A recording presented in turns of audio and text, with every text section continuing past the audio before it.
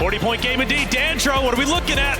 We're looking at a lot of people who need to play the best game of their Warzone life here and now in London, right? Some of these teams that are below 10th right now, sure, there's an opportunity to make some cash here, right? Not everyone, it's not just the top team, right, that's walking home with some serious moolah, it's everyone else. So maybe don't get discouraged. That's my number one thing. Don't get discouraged heading into this lap map because you still have an opportunity to jump up. Cash is great. Cash is great, Yes. but to be the first international champion, to be the first global champion for World Series of Warzone is truly what is the grand prize. And right now, Biffle, Sage, and Shifty are looking to take it all. Game number 6, we're about to decide our winner. So let's go to Goj and Spider Tiff.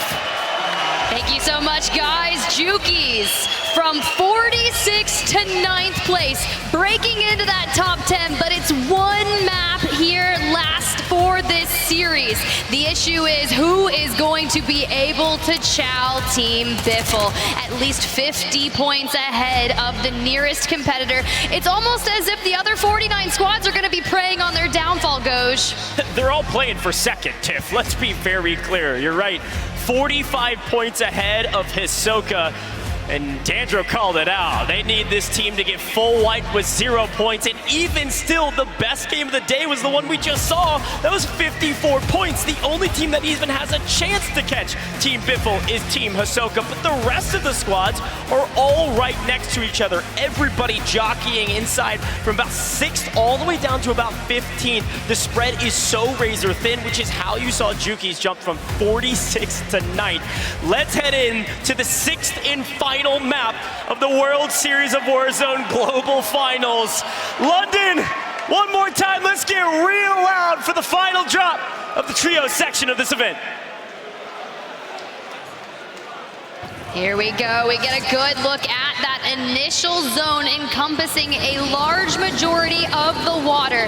And Jukies, your map 5 winners that took so long, as Frankie said. She hits them with the, what took you so long? Jukies like, yo, we've been warming up in a 54-point game at that. If they could double down and throw another one like that, putting them north of 100 points, think of the differential on the leaderboard, because you're right, from 46 to 9, that's nothing short of impressive.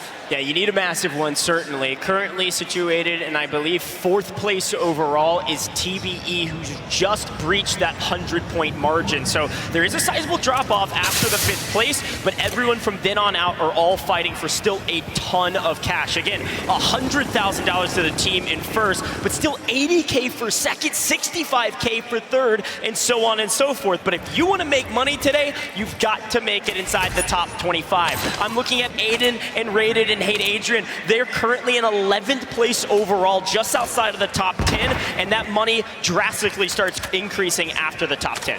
Well, it's going to be Azen, but they're not going up against DBZ this time. It's actually going to be Team Swagg that will be contesting them over here at Airport. And Azen and Heeds, they were trying to bait colors into their building. They threw that proximity mine down on the ground, but it looks like Azen and Heeds will be getting the stronghold for themselves. And Swagg and Co, they're kind of rotating out, but Heeds looking to catch Z colors off guard. Now, with Jukies kind of increasing his point total, we do now officially have 4 EU teams inside the top 10.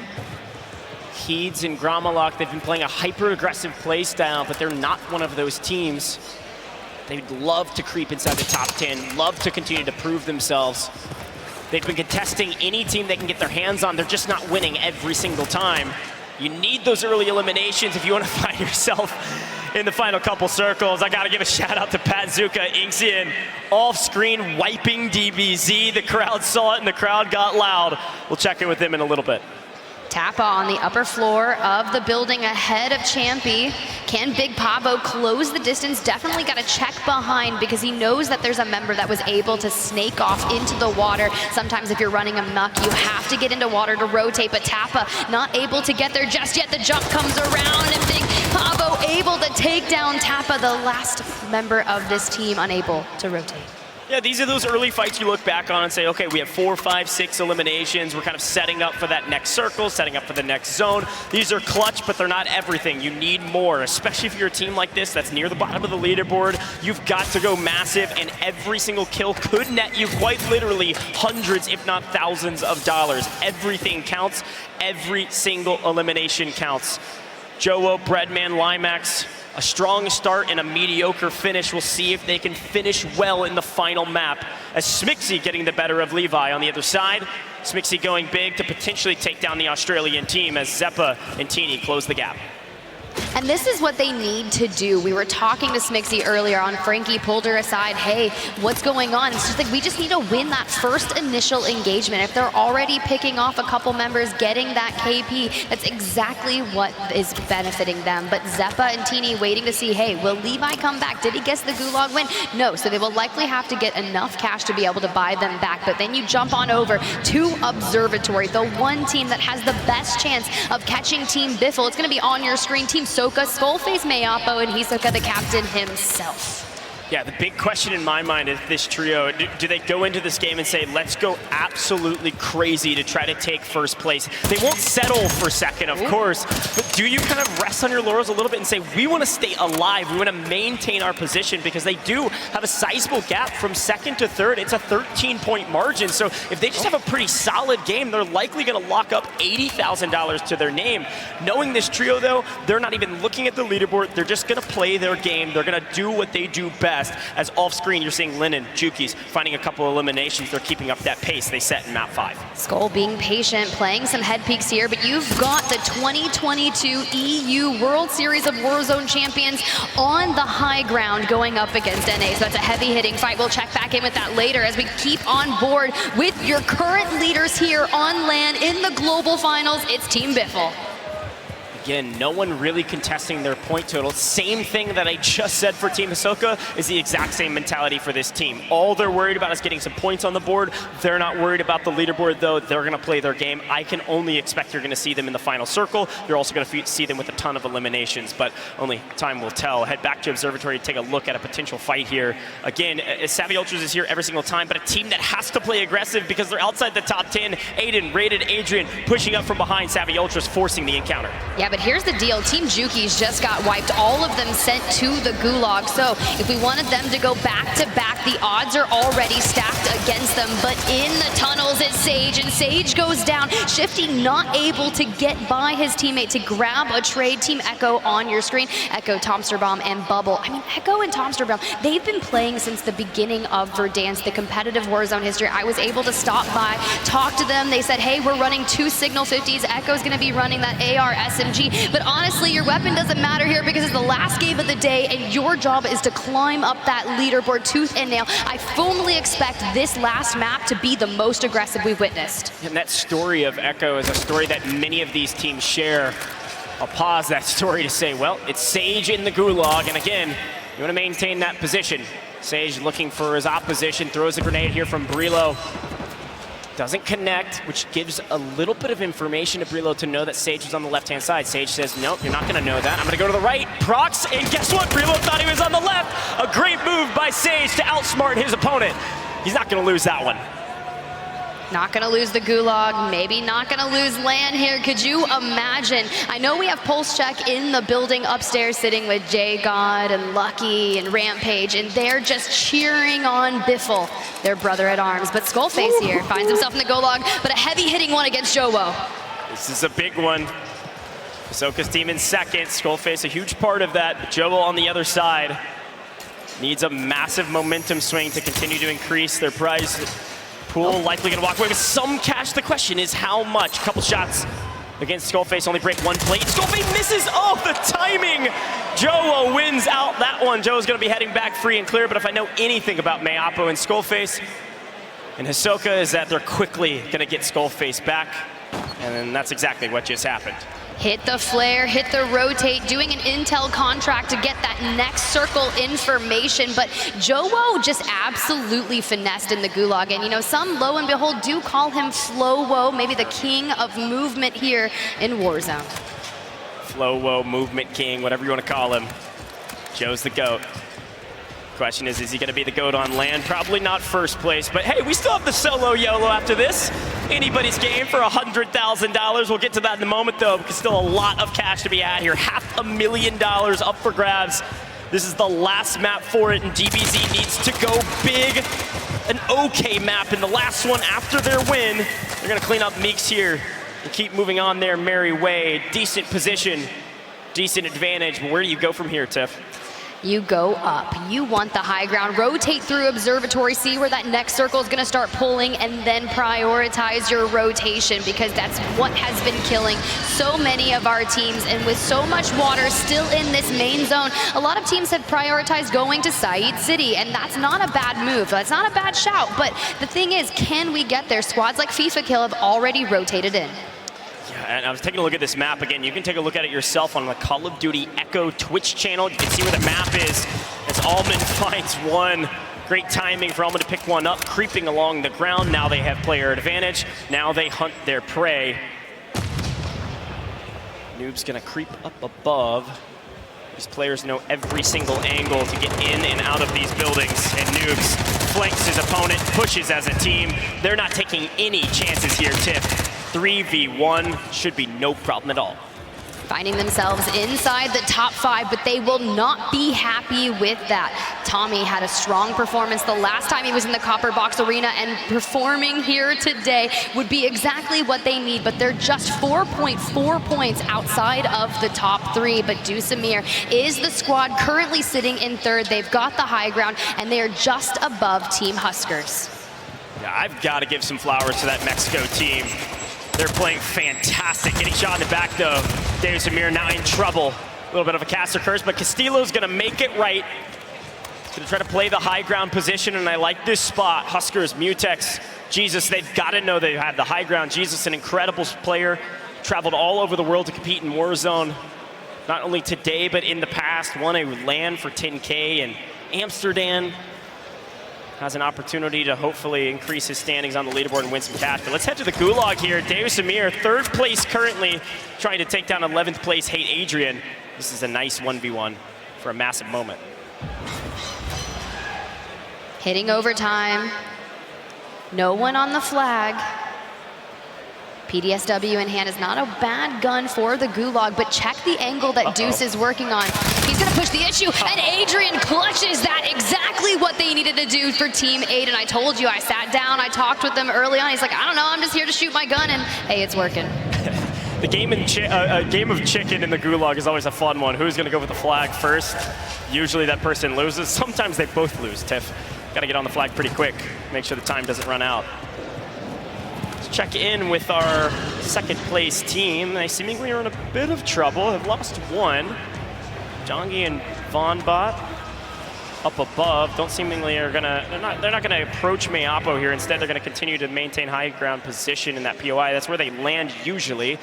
Wonder how many kills they have. Let's head over to the leaders though. Sage, Biffle, Shifty doing well, Team Biffle things. Tiff continuing to find eliminations and continuing to win those gunfights. Just hanging out on the outskirts of Hydroelectric was essentially their drop spot. They land in Hydro, they stay in Hydro, they reap in Hydro. And this is actually what is allowing them to farm so many eliminations. And because the zone keeps Hydro in zone, more teams are going to be rotating out of the northern side from Rohan Oil, and they're essentially just gatekeeping everything, and the next team is going to be too strong making their way through that, but not before CPA tries to hit a rotation with the Hummer. They do lose out on CPA, and we're flying off the mountainside of Observatory. Moriko just keeps going, hanging outside of the passenger seat, maybe trying to scout some of them.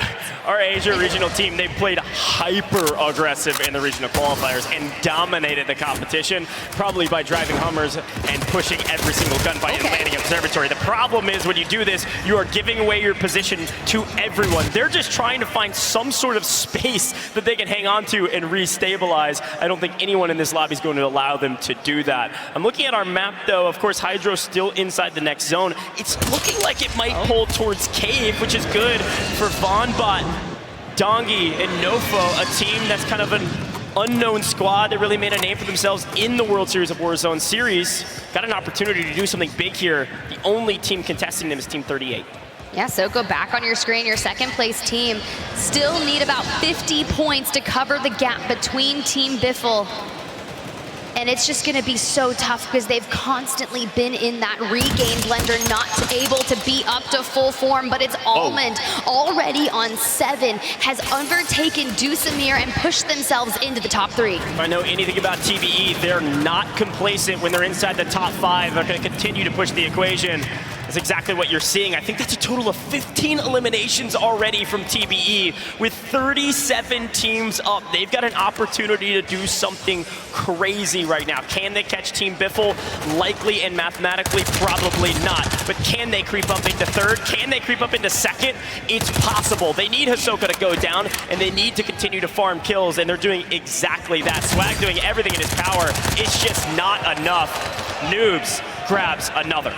Yo, but they hit the do-si-do and hit the flare in the meantime. Will it have connected? Regardless, another elimination goes the way of TBE and Tommy. Now we know they always make that Bermuda Triangle style of play with Allman down in the gulag. Tommy on the rooftop looking down at Laga and Diego, able to throw down some shots, not necessarily connecting. Maybe a little bit of a lethal, maybe that will connect. But regardless, you want to wait on Allman and see if he's able to get out of the gulag, but not before Noobs falls. Yeah, Tim, I usually make a basketball reference here about their triangle formation. I was going to try to lean into football, but I'm not going to disappoint the London crowd. I'm going to let it stand. Tommy looking for a couple of eliminations still. Lage holding his own, but should go down here shortly. The question is, Tim, if you're TBE, obviously you've got a couple in the gulag here, a ton of eliminations.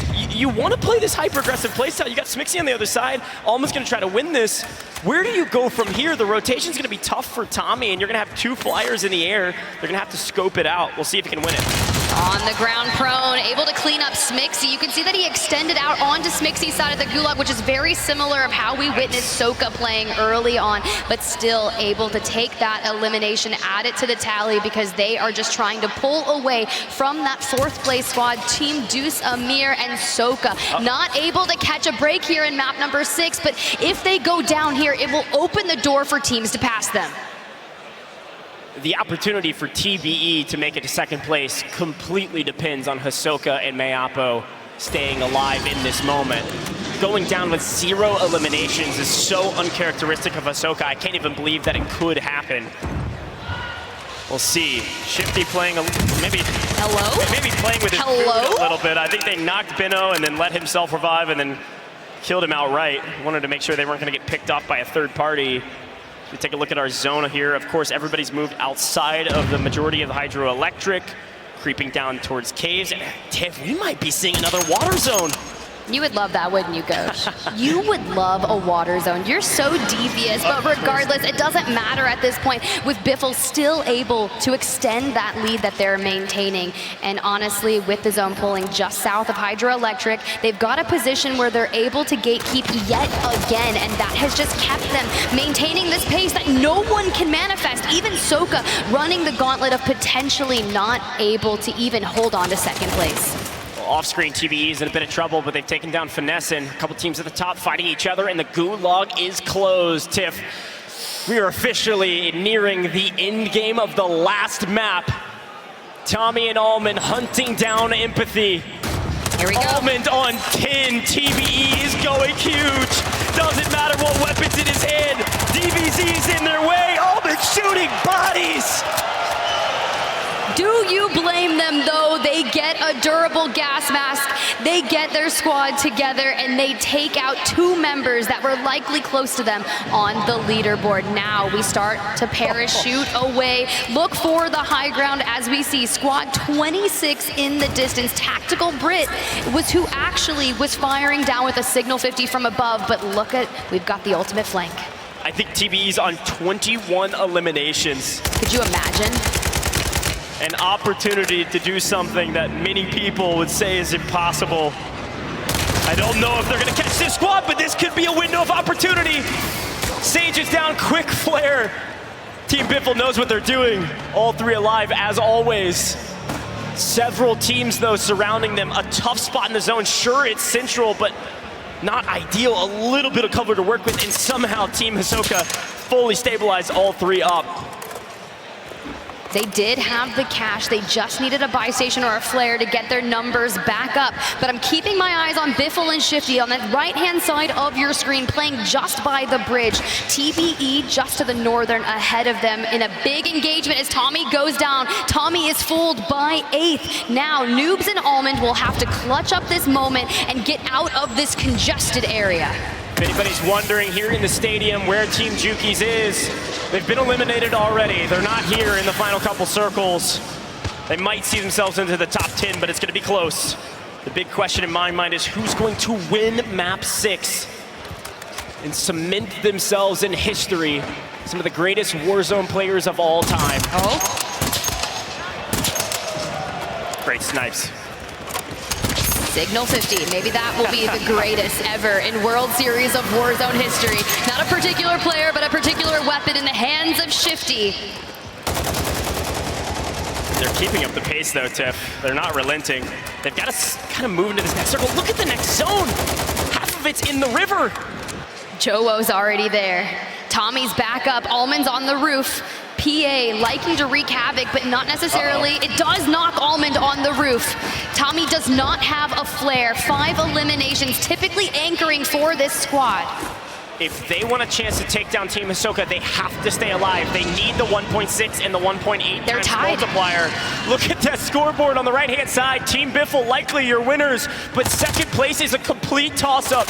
2 teams at 129.4, 2 teams vying for second, but Deus Amir, our Mexico squad, is not too far behind. Sage goes big, no! Falls, and a quick answer back from Shifty. This team is moving on all cylinders. The team at the top is going to remain there at 182 points. Tiff, could they breach 200 points on land? There is a possibility as we get into that multiplier, but not before Soka able to find another one, but he's only on 2 eliminations with 13 squads remaining. We are getting into those upper multipliers, but is going to be difficult. Tiff, this is unbelievable. 11 teams left. Many of our top squads still alive. Third place walks away with $65,000, but first place is $100,000. And second at $80K. We're likely witnessing not only history, but a fight for $15,000 for second and third place. Skullface in the water with the F-Tac. Siege goes down. EU Ghost goes massive. An opening for TBE and others to creep in. Where are they? Where can they be found? Shifty still up, 7 eliminations, picking up Louis. No! Another knock from distance! King AJ is out of here! Goodbye, and a flare to boot. We're getting Sage back in if we can just get a moment, and there it goes. 4 squads remaining, and look who's got the high ground. It's not Anakin, it's Biffle. Tiff, so much math behind the scenes, so much money exchanging hands. 3 teams fighting for the final victory. No, make it 4. 1 still in the water. Flanks fighting Sage. Sage goes down. F-Tac Siege reigns supreme when it comes to water, but we're moving back to land on the next zone. 3 teams left. Joewo wipes the next one. Joewo needs this to walk away with a ton of cash, but it's going to be difficult when you've got Shifty on high ground. Yeah, but they're sitting on double-digit eliminations, vying for that 2x multiplier. And Team Smixy in the distance, flanked and attract. Some have called them the Golden Thirds, but here they're showing why they are so prevalent. Whoa. Wiping Joewo. Now, Team Smixy versus Team Biffle, endgame map 6. A ton of cash on the line. A ton of eliminations in pocket. Shifty grabs another knock. Looking to close this thing out in style, Tiff. 200 points potentially and looming. A 2v2 with high ground positioning, but not a lot of gas mask to boot. They do make it into position to hold ultimate high. This is unbelievable. I just want to see him style on him. I know one's got the signal 50, but Shifty is down. Biffle, last standing here, keeping an eye out on flanked, not able to necessarily spot them, but as that circle starts to shift, Shifty back up on his feet. Biffle still the south front, and there he goes, the push on to flanked. Smixy squad is wiped, and Biffle stand up, your winners of map number 6 and a $100,000 World Series of Warzone Global Final Champions. Team Biffle, go get your trophy. You earned it, and you earned it in style. A massive victory and a ton of points with a ton of cash. That trophy's been staring at everyone all day, centered in the middle of all of our 150 players. But now it is going to be Biffle and Co. lifting it. Tiff, this was unbelievable. An absolute domination from Team Biffle. There were so many people that watched them in the World Series. There he is. Stage 1, Stage 2, and they said they couldn't do it. They didn't have the Kim. They were all slayers. No one was willing to do the dirty work. Shifty has had this mark on his name, a chip on his shoulder, and he has proved it on land that he can do it here, he can do it anywhere. Team Biffle are your champions. Here in the Copper Box Arena, history is made. Shifty, the newest member of the roster, alongside Biffle and Sage there. That trophy is hoisted. Congratulations, boys. You just won $100,000.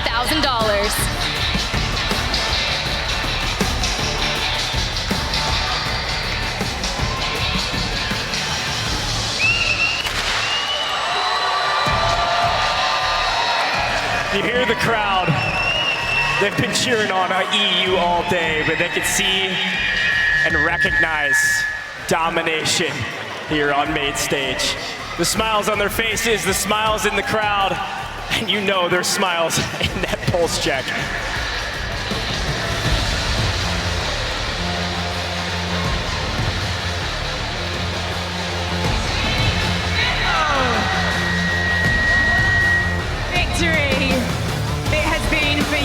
There was never any doubt from that second game onwards when you got your first victory, but to cap it all off with another is something else entirely. Biffle, given that you guys came second, in fact you with other teammates came second in the World Series of Warzone NA last year, what does it mean to prove yourself against international competition on LAN? I mean, it's a great feeling. I know I've gotten third, second twice in the World Series, and now I finally got the first place, so I'm super fucking hyped. London is hyped! You guys are hyped too! What does it mean to have this man as your team captain? Man, this guy, you know, they took a chance on me. I wasn't an IGL. They told me that's what they needed, and I said, hey, if y'all trust me, I'll switch to it, and I'll do my best. They said, all right, and it's history.